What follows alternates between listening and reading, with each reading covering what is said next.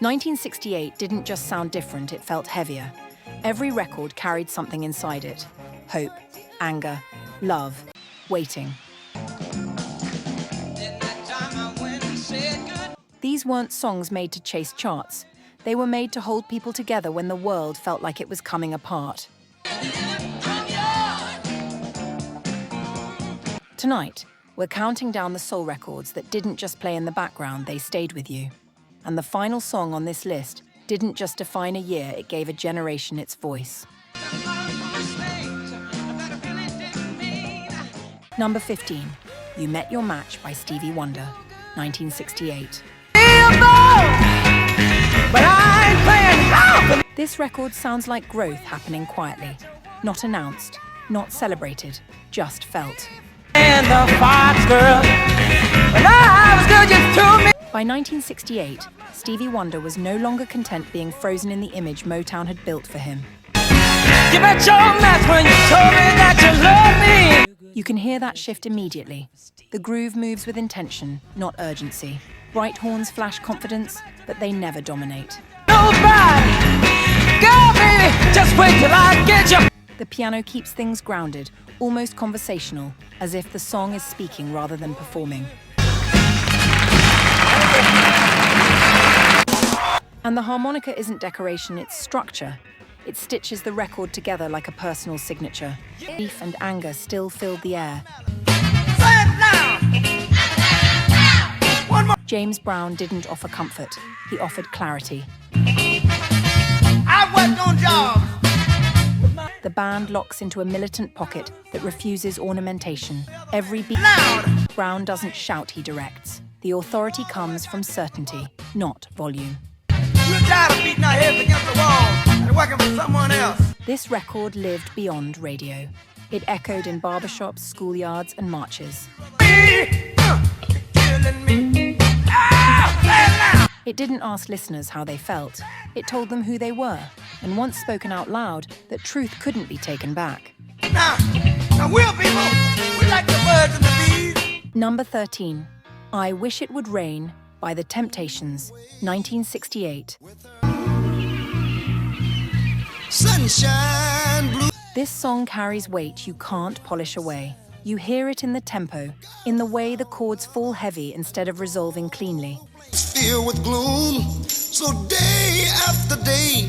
There's no dramatic build, just resignation. It might sound strange. David Ruffin sings like he's holding himself together long enough to finish the thought. His voice bends under the emotion. I stay locked up in my room, I know to you. Certain words stretch, others nearly break. The arrangement understands restraint. 'Cause crying. Instruments step back. Space becomes part of the pain. Day in, day out, my tear-stained face. This is the kind of record that drifts out of late-night diners and dim bars, where couples hold each other tighter not because the night is romantic, but because it's fragile. Behind my teardrop, and no one will ever know. This isn't heartbreak as drama. It's heartbreak as endurance, and that's why it lasts. I refuse to explain. Oh, I wish it would. Number 12. They're the ones that understand rhythm is already a language.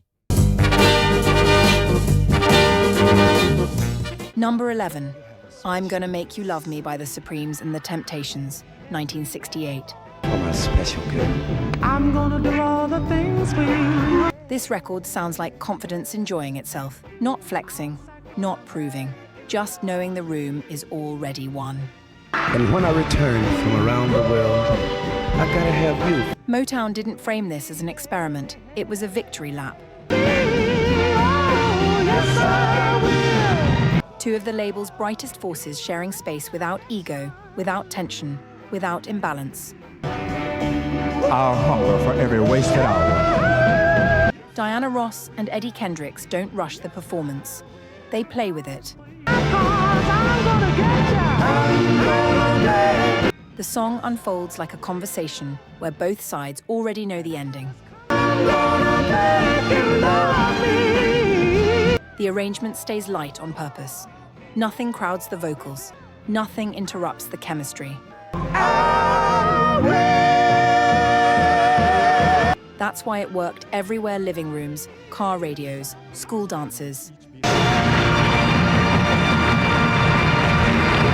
People didn't just listen, they participated. They sang along, they picked sides, they reenacted the dialogue. It was Motown reminding everyone that charm, when paired with control, can be just as powerful as force. Number 10, Who's Making Love by Johnny Taylor, 1968. This song walks into the room smiling, but it's not joking. The groove is smooth, warm, and inviting, the kind that lowers defenses before the message lands. That's the trick. Recorded at Stax, the rhythm carries that unmistakable southern weight, grounded, physical, honest. Johnny Taylor doesn't accuse, he observes. He asks the question like someone who already knows the answer, but wants you to say it out loud. His vocal stays calm, almost conversational, which makes the warning sharper. People danced to this record in lounges and basement parties, but they listened too.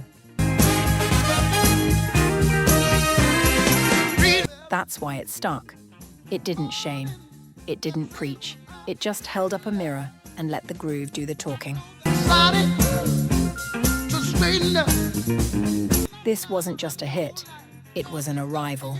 Johnny Taylor stepping into his voice and letting truth ride the beat. Number 9, Chain of Fools by Aretha Franklin, 1967. This record doesn't hesitate. It enters. That opening guitar lick feels like a line being drawn. Once Aretha steps in, the song belongs to her completely. She doesn't plead. She doesn't explain. She declares. What makes this performance so commanding is its balanced grit without chaos, power without excess. Every phrase is measured. Every response is intentional. The call and response doesn't feel like tradition here. It feels like reinforcement, a chorus of agreement behind a voice that already knows its worth. My father said, come on home. In juke joints, people stood a little straighter. In living rooms, the volume went up. This wasn't heartbreak turned inward. This was heartbreak turned into authority. Aretha didn't just sing about the chain. She broke it while standing in front of you. Number 8, You're All I Need to Get By Marvin Gaye and Tammy Terrell, 1968. This record feels like stability, not excitement, not fireworks, stability. The groove moves gently, without urgency, like it trusts itself to arrive. Marvin and Tammy don't chase each other vocally. They lean, they support. Their voices sit together naturally, like they were meant to share the same space. There's no theatrical emotion here, just reassurance. That's what makes it powerful. Love isn't framed as obsession or desperation. It's framed as partnership.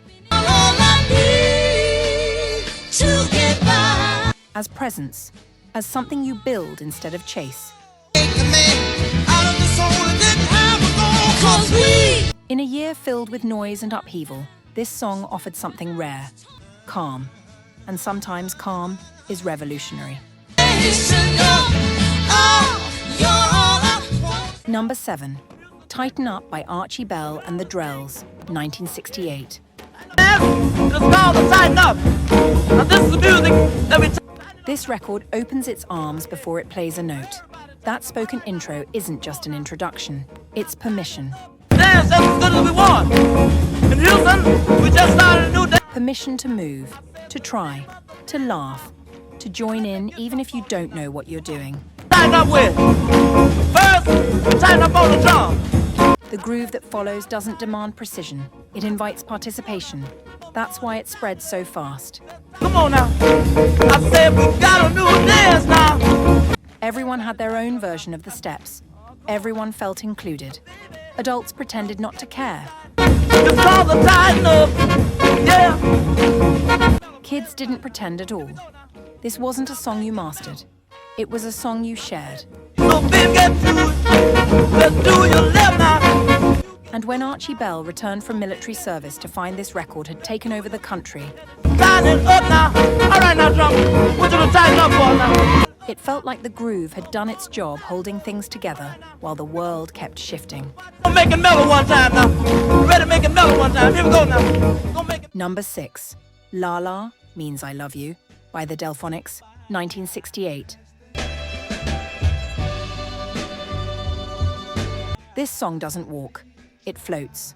From the first notes, the world softens. The arrangement feels suspended in air strings, moving gently, never pulling too hard. William Hart's falsetto doesn't press emotion forward, it hovers above it. That's what makes the record feel dreamlike. The refrain is simple, almost childlike, but that simplicity is deliberate. It leaves space for feeling. Teenagers swayed to this in school gyms. Windows stayed open when it played. The song didn't command attention. It earned it by being gentle. This was the early blueprint of the Philadelphia soul sound romance without urgency, elegance without excess. Music that didn't chase you, it waited. Number 5, I Got the Feelin' by James Brown, 1968. This is James Brown fully locked in. Every element sharp, every movement intentional. The rhythm section hits like machinery built for speed and precision. Baby, baby, baby, baby, baby, baby. There's no wasted motion. The groove snaps, stops, releases, then snaps again. Sometimes I'm down. James doesn't sing over the band, he conducts it in real time. Baby, I said never. Every scream, every cue, every break is placed exactly where it belongs. Baby, baby, I got that feeling, baby. When millions watched this performed on television, it wasn't just entertainment, it was instruction.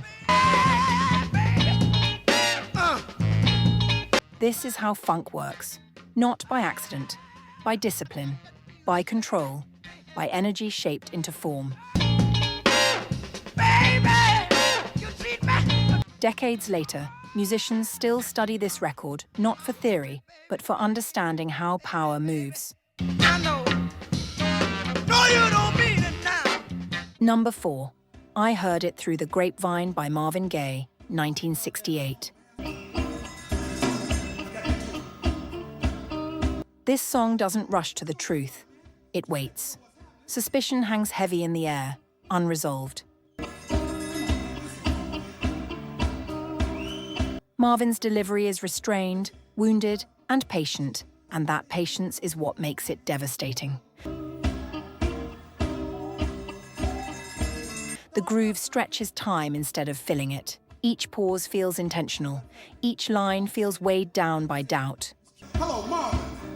Yeah, who's this? Frankie, what's happening? Yeah, man. When Motown finally released this darker version, listeners weren't prepared for how deep it went. This didn't look right, Marvin. And when it exploded, it rewrote the rules. This wasn't just a hit, it was tension made musical. True, funky. Oh, Frankie, don't tell me my lady's like that, man. A slow burn that refuses to cool down. You don't just hear this song, you sit inside it. I got to go now, man. I got to go. I'll talk to you later, all right? Later. Frankie, don't hang up. Number 3, Sitting On, The Dock of the Bay by Otis Redding, 1968. Rolling, and then I watch 'em roll. This record feels like someone finally exhaling. Otis steps away from the fire and looks inward. Come, watching the ship. The groove drifts instead of driving. Reflection replaces urgency. I left my home, There's space everywhere between the notes, between the words. darker bay, wasting time. And then there's that whistle at the end. Unfinished, unplanned, human. Everything still remains. What was meant to be temporary became eternal. Released after his passing, the song arrived like a message still traveling. Remain the same. Listen, sitting here rest. It didn't need force. It didn't need volume. It needed honesty. And that honesty froze it in time. Away. Ooh, I'm sitting on a Number 2, Slip Away by Clarence Carter, 1968.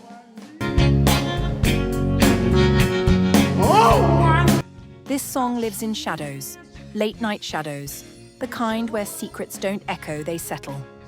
Things I ask you to do. Warm guitars, steady rhythm, nothing rushed. Clarence Carter delivers the confession calmly, almost resigned. For we both are not known. He knows this love won't last. He isn't asking for forgiveness. He's acknowledging consequence. We could meet somewhere. Somewhere. That's what gives the record its weight. The groove doesn't judge, it carries. Or could you just slip away? And that quiet acceptance is what makes the song linger. Number 1, Say It Loud, I'm Black and I'm Proud by James Brown, 1968.